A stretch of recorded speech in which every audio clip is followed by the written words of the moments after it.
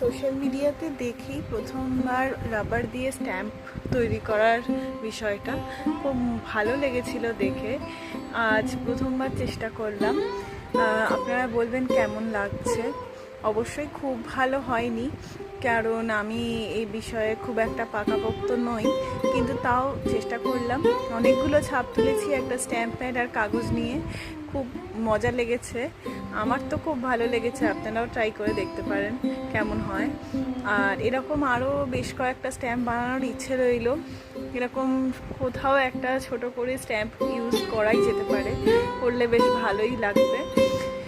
আর এরকমভাবে অন্যান্য স্ট্যাম্প তৈরি করে হয়তো কিছু ক্ষেত্রে কাপড়েও স্ট্যাম্প দেওয়া যেতে পারে, সেটাও হয়তো ভালো হবে। আমি করে দেখিনি, তবে চেষ্টা করে দেখার ইচ্ছে রইল কেমন হয়।